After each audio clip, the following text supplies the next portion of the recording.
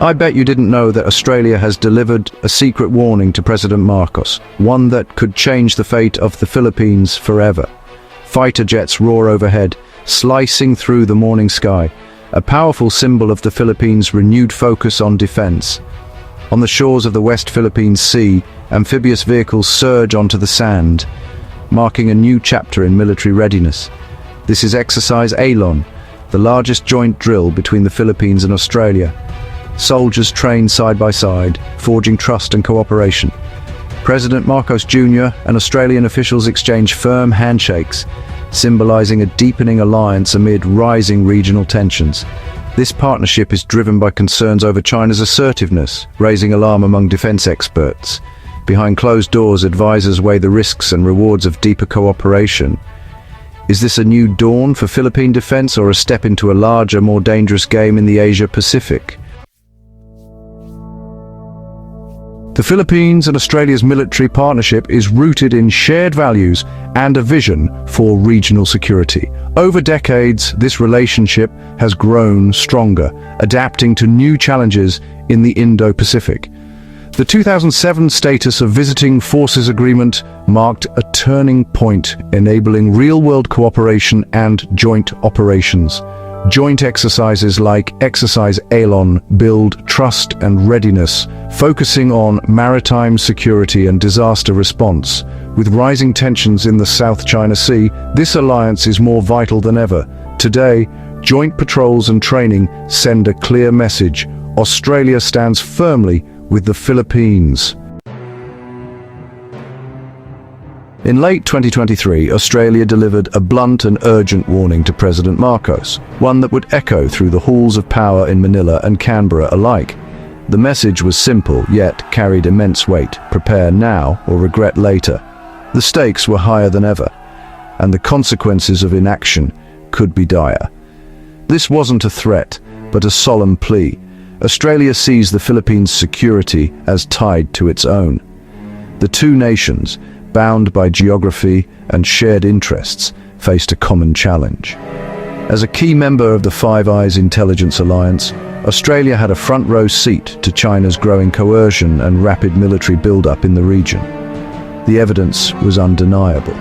The message was clear: accelerate military modernization, deepen cooperation, and strengthen alliances before it's too late. The time for hesitation had passed. The window to bolster defenses is closing rapidly. Every moment of delay increases the risk of losing hard-won sovereignty and control over vital waters. China's ambitions in the South China Sea are clear, and the Philippines stands directly in their path. The threat is not abstract, it is unfolding in real time. This warning from Australia gave President Marcos the political space and justification to pursue a more assertive and proactive foreign policy, both at home and abroad. It transformed the PH-Australia relationship from routine cooperation into an urgent and strategic necessity, forging a new era of partnership. Increased joint exercises, high-level defense talks, and rapid coordination all trace back to this pivotal moment of reckoning. The warning was the spark that pushed the Philippines toward a defining decision, one that could shape the nation's future for generations to come. Analysts believe the warning to Marcos masks a much deeper, secretive military arrangement. Rumors swirl about a package of support, advanced maritime patrol aircraft, coastal radar, and real-time intelligence sharing. Australia could provide the Philippines with game-changing technology and embed Filipino officers for advanced training. There's talk of Australian naval deployments and joint use of Philippine bases, moves that would alter the region's security calculus. But such support comes with strings attached, drawing the Philippines deeper into Australia's and the Quad's orbit. Is this a partnership of equals, or is the Philippines becoming a frontline state in a larger conflict? The details remain shrouded in secrecy. Australia's focus on the Philippines is strategic, not altruistic. The archipelago sits at a vital crossroads in the Indo-Pacific, forming part of the first island chain that hems in China. A stable Philippines secures Australia's maritime approaches and trade routes. As a Quad member, Australia's support reinforces a critical link in the alliance's security chain. A weak Philippines would create a dangerous vulnerability, allowing China to project power into the Pacific. Australia's actions are backed by its allies, amplifying the message to Manila. For Australia, investing in Philippine defense is investing in its own security. The Philippines is not a pawn, but a critical piece whose fate is tied to Australia's future. China views the deepening PH-Australia alliance as a direct challenge. Chinese media condemns the partnership, framing the Philippines as a pawn of the West. At sea, Chinese vessels shadow joint drills, using grey zone tactics to intimidate. Every new exercise or intelligence exchange is seen by Beijing as encirclement. The risk of miscalculation and escalation is high. President Marcos must navigate between a powerful neighbor and a promising new partner. China's pressure is immense, diplomatic, economic, and military. The Philippines now stands at the center of a regional storm. President Marcos walks a perilous tightrope. On one side, a modernized military and robust alliance with Australia, offering hope against Chinese aggression. On the other, China, the Philippines' top trading partner and a formidable power. Angering Beijing risks economic sanctions and military escalation. Ignoring Australia's warning could leave the Philippines isolated and vulnerable. Embracing the alliance could provoke a crisis the nation is unprepared for. Marcos must project strength, keep diplomacy open, and reassure his people. Every decision is fraught with consequence.